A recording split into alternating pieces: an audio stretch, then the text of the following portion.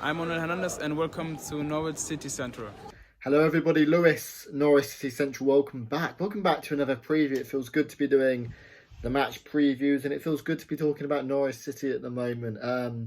Norwich City, I think, are fourth in the form guide over the last 4 games, and Norwich have come so far where we're actually disappointed with our points tally over the last 3 games, where we probably should have beaten Wolves and Newcastle. But Norwich are in a good place at the moment, but there are tricky fixtures coming around the corner.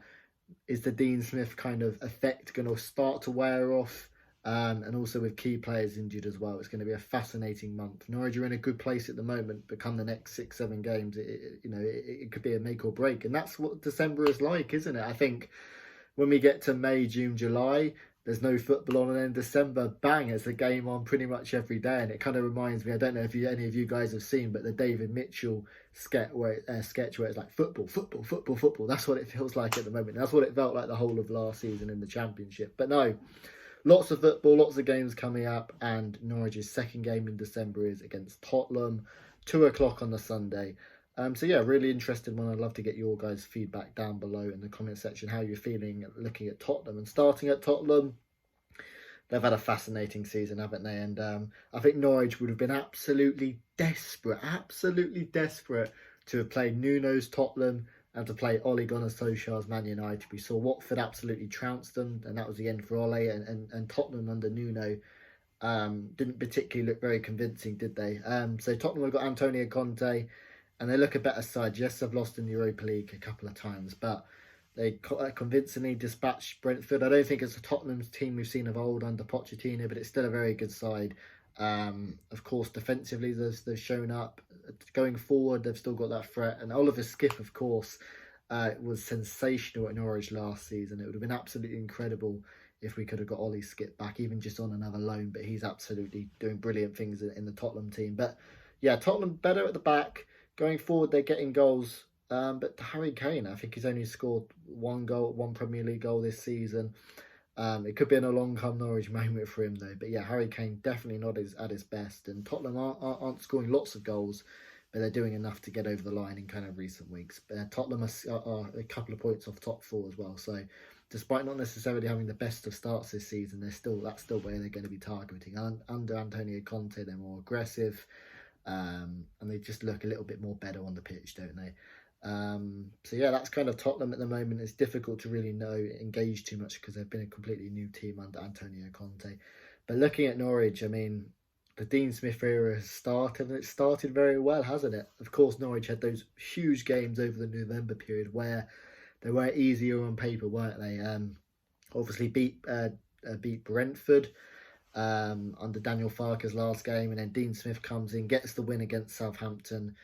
Probably didn't deserve the win in that game. And then in the other home game against Wolves, we absolutely battered Wolves, who I think are sixth or 7th in the table, but somehow didn't get the 3 points. And then the Newcastle game was the most disappointing one out of the 3. And to be honest, after 75 minutes, it's the most disappointed and angry, I would say, I've been all season at this Norwich City team, because it's a massive game, 19th versus 20th in the table.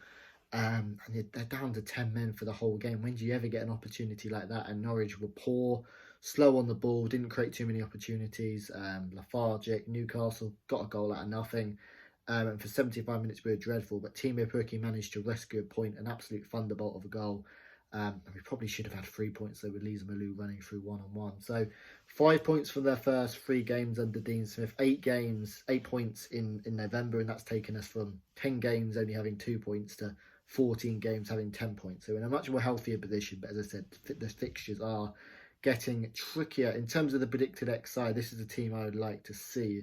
But of course, 2 players are notably missing from that, and it's probably Norwich's 2 best players. We haven't really had an injury crisis this season. Of course, under Daniel Farke's first season, particularly in the first half of that Premier League season, you felt for Daniel Farke because we had so many injuries in kind of that spell between, I think it was October and Christmas. And to be fair, in the Championship we did as well, and he managed to cope brilliantly then.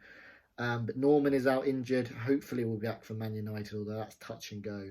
And Rashida is out for 3 or 4 weeks, which is really disappointing because he's probably one of our best players, if not the best player in November. He was really turning a corner. His ball carrying expertise was excellent. And he looked like a real threat every time we were going forward, and he got us on the edge of our seats.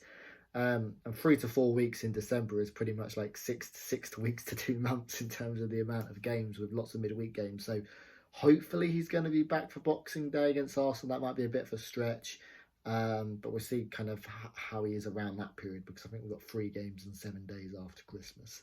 But in terms of the team news, Tim Krul in goal. Obviously, he's going to play, and was really unlucky not to save the penalty. The back four's an interesting one.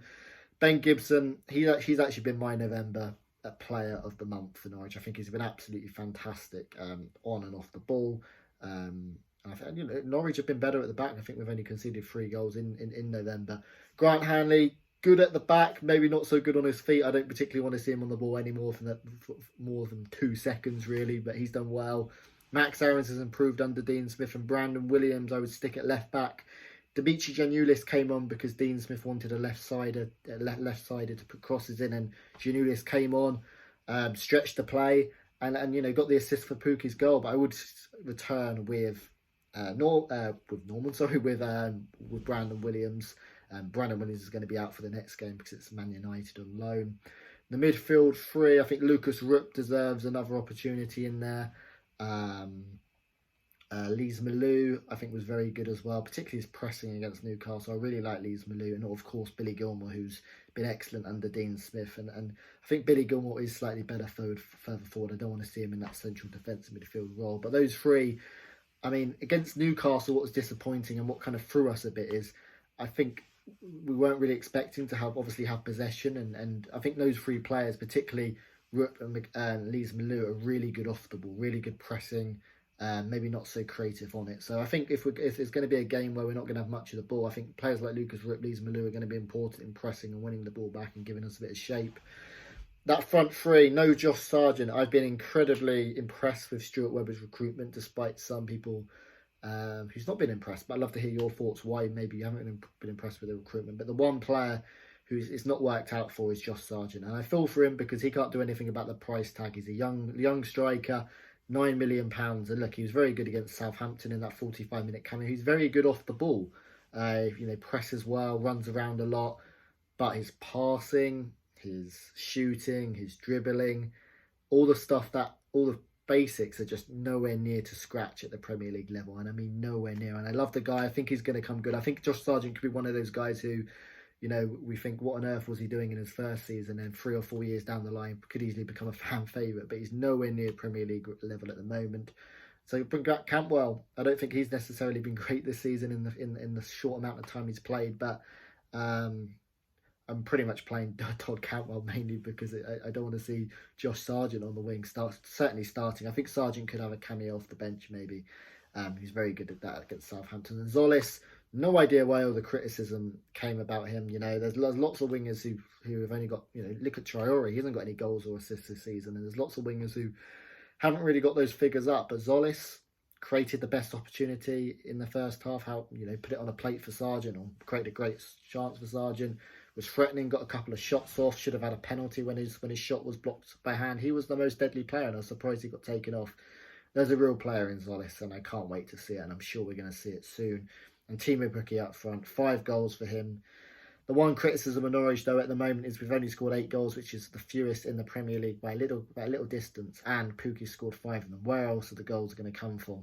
Rashita's injured, and even Norman's injured, so that's one to think about. In terms of a score prediction, my heart wants to say we get a point, but I think it's going to be a 1-0 Tottenham win. But I'm looking forward to it, and I think it's a great opportunity to see what Norwich are about now, particularly against some of the harder teams. But yeah, I'd love to hear your thoughts down below. I'd love to hear your team down below as well. It's a really interesting one as Norwich City enter a really busy month. Thank you for watching. Subscribe if you're new, and I'll see you later.